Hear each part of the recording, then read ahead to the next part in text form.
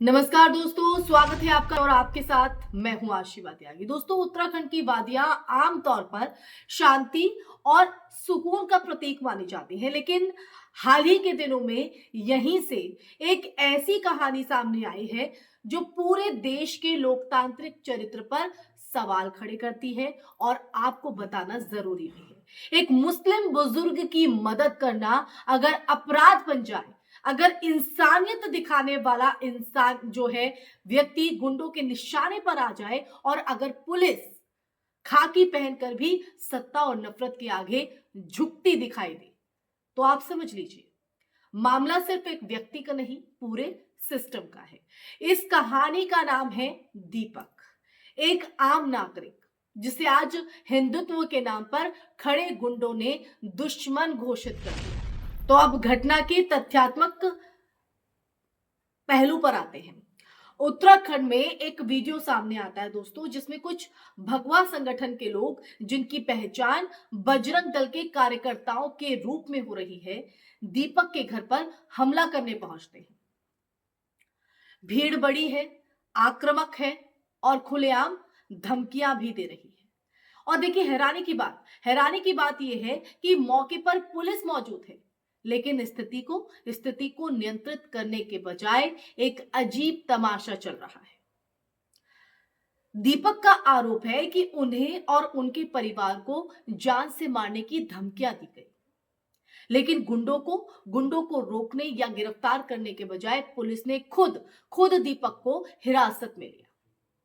सवाल साफ है, पीड़ित कौन है और अपराधी कौन? जिसके चलते पुलिस की भूमिका पर गंभीर सवाल खड़े हो जाते हैं। जब पुलिस ये तय ना कर पाए तो जाहिर तौर पर सवाल खड़े ही होंगे। कानून व्यवस्था है तो फिर अराजकता में और लोकतंत्र में फर्क क्या रह जाता है दोस्तों?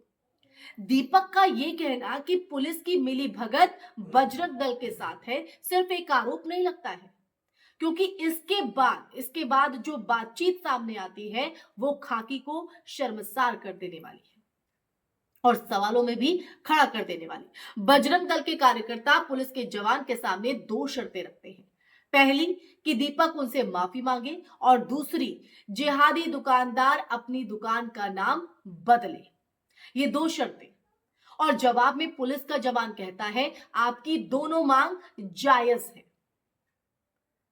ये संवाद जो सामने आया दोस्तों, ये दर्शाता है कि समस्या सिर्फ नफरत फैलाने वालों की नहीं है, बल्कि उन संस्थाओं की भी है जिन पर संविधान की रक्षा की जिम्मेदारी है। जी हां, जिम्मेदारी।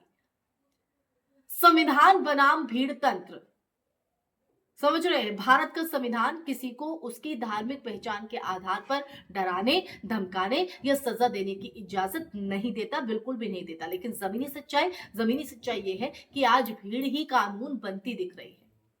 दुकान का नाम क्या होगा, कौन माफी मांगेगा, कौन सुरक्षित रहेगा, ये तमाम फैसले अदालत नहीं, सड़क पर खड़े गुंडे कर रहे हैं। और पुलिस जो इस भीड़ को रोकने के लिए होती है, वही अगर उसे जायज ठहराने लगे तो ये लोकतंत्र की नहीं, भीड़ तंत्र की जीत है दोस्तों, भीड़ तंत्र की। अब देखिए, दीपक का शांतिपूर्ण संदेश आप समझिए। इस पूरे उबाल के बीच दीपक का एक वीडियो सामने आता है जिसमें वो सभी से शांति बनाए रखने की अपील करता है। अब सोचिए जिसे धमकियां मिल रही हैं वही शांति की बात कर रहा है। ये सिर्फ साहस नहीं, बल्कि उस संवैधानिक मूल्यों में विश्वास का प्रतीक भी है जिसे आज सुनियोजित तरीके से कमजोर किया जा रहा है। और देखिए दोस्तों, यही वजह है कि दीपक अकेले नहीं रहे। राजनीतिक प्रतिक्रिया और व्यापक संदर्भ पर आते हैं दोस्तों, क्योंकि कांग्रेस नेता राहुल गांधी ने अपने सोशल मीडिया एक्स पर पोस्ट में दीपक को भारत का हीरो बताया है। तो इसलिए मैंने कहा कि दीपक अकेले नहीं रहे हैं, राहुल गांधी उनके लिए आगे आए। उन्होंने लिखा कि दीपक संविधान और इंसानियत के लिए खड़े हैं, और उसी संविधान के लिए जिसे बीजेपी और संघ परिवार रोज रौंदने की कोशिश कर रहे हैं। राहुल गांधी का ये जो बयान है ना दोस्तों, वो केवल समर्थन नहीं है, बल्कि उस वैचारिक लड़ाई की तरफ भी इशारा है जो आज देश में चल रही है। नफरत बनाम मोहब्बत, डर बनाम अधिकार और सत्ता बनाम संविधान। ये उस ओर इशारा करता है।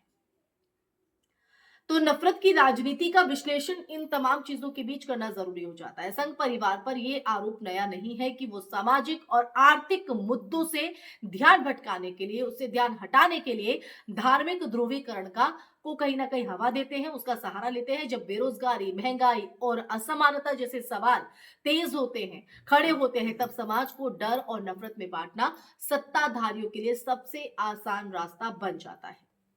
उत्तराखंड की ये जो घटना है वो उसी रणनीति का हिस्सा लगती है, जहां एक आम नागरिक को उदाहरण बनाकर पूरे समाज को संदेश दिया जा रहा है। दोस्तों, अगर इंसानियत दिखाई तो अंजाम भुगतने को तैयार रहो। तो भारत की असली ताकत सत्ता के गलियारों में नहीं दोस्तों, बल्कि दीपक जैसे आम नागरिकों के साहस में छुपी होती है। जब एक इंसान डर के माहौल में भी इंसानियत का हाथ थाम लेता है। क्या पड़ी थी दीपक को? वो राह से गुजर रहा था, चला जाता तमाशा देखकर, लेकिन वो आगे आए और जब वो हाथ थाम लेता है तो वो सिर्फ किसी एक व्यक्ति की मदद नहीं करता है। दीपक ने भी किसी एक व्यक्ति की मदद नहीं की है, वो पूरे लोकतंत्र की इज्जत को बचा रहा है।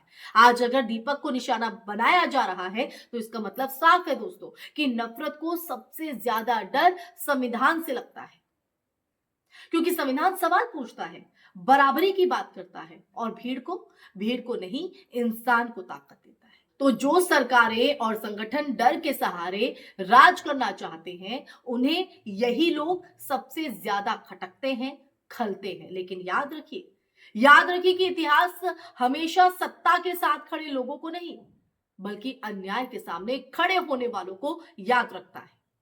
अगर हम चुप रहे तो अगला दीपक कोई और होगा, और अगर हम बोले, हमने आवाज उठाई, तो यही आवाज बदलाव बनेगी दोस्तों। दीपक अकेला नहीं है, देश का हर वो नागरिक उसके साथ है जो नफरत के आगे झुकने से इनकार करता है। हिम्मत रखो भाई, तुम्हारा साहस ही हमारी उम्मीद है। तो इन्हीं पंक्तियों के साथ आज मैं इस चर्चा में यही विराम लगाना चाहूंगी। लेकिन ये चर्चा सुनने के बाद आपको क्या समझ में आया, आपका इस पे क्या तर्क है, आपकी क्या राय है, कमेंट सेक्शन में कमेंट करके जरूर बताइएगा दोस्तों। फिर हाजिर होंगी ऐसी ही चर्चा लेकर, तब तक के लिए अपना ख्याल रखें। जय हिंद, जय भारत, नमस्कार।